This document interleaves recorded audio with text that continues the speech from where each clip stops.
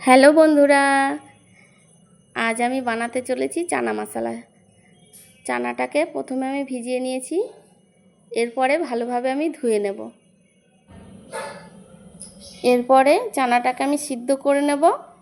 তার জন্য নিয়ে নিচ্ছি প্রেসার কুকার। এর মধ্যে চানাগুলো আমি দিয়ে সেদ্ধ করে নেব।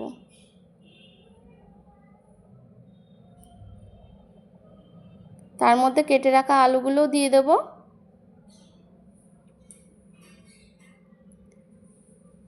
এর মধ্যে দিয়ে দেবো একটু লবণ আর একটু সর্ষের তেল।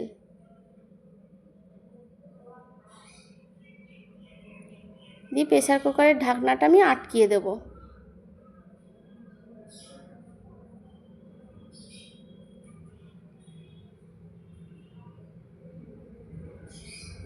এরপরে চলো মশলাটা আমি দেখিয়ে দিচ্ছি।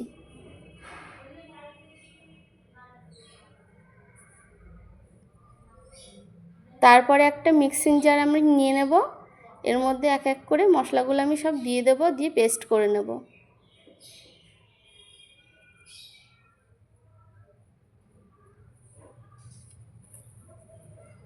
তারপরে মিক্সিং জারে একটু সামান্য জল দিয়ে দেব।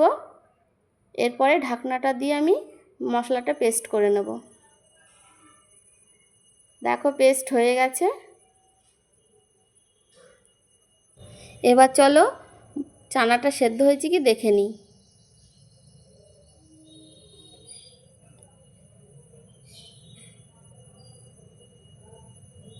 আমি হাতের সাহায্যে দেখে নেব চানাটা সিদ্ধ হয়েছে কিনা। হ্যাঁ, সিদ্ধ হয়ে গেছে চানাটা।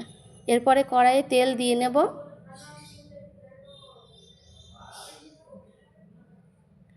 পরিমাণ মতন তেল দিয়ে নিয়ে এর ফোড়নে আমি দিচ্ছি একটু জিরে ফোড়ন দিচ্ছি, একটা শুকনো লঙ্কা, একটা তেজপাতা। এরপরে দিয়ে দেব গোটা গরম মশলা। ভালোভাবে একটু নেড়ে নিয়ে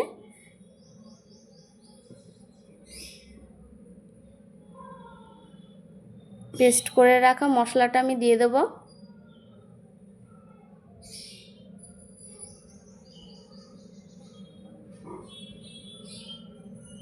দিয়ে কষাবো একটু। এরপরে দিয়ে দেবো স্বাদ মতন লবণ, একটু হলুদ, দিয়ে কষাবো।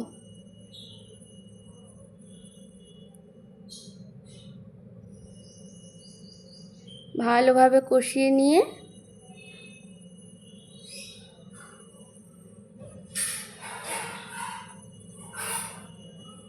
এরপরে দিয়ে দেবো মিক্সিতে ধুয়ে রাখা জলটা।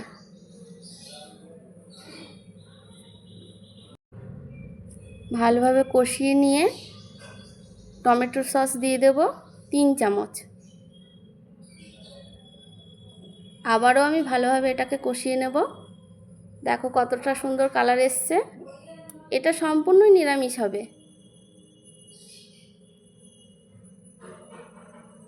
চানাটা খেতে হেভি টেস্ট হয়। এরপরে সিদ্ধ করে চানাটা আমি ঢেলে দেব।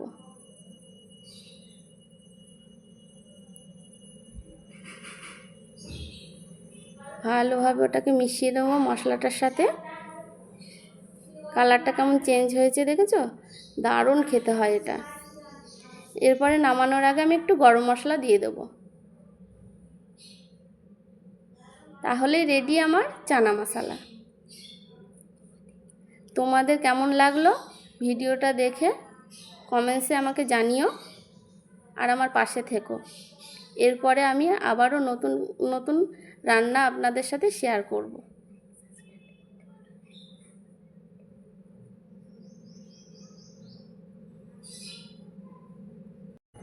দেখো এরপরে আমি একটা জায়গায় ওটাকে ঢেলে নেব। দেখো কত লোভনীয় হয়েছে। চানাটা অবশ্যই তোমরা করে খেও, খুবই ভালো লাগবে।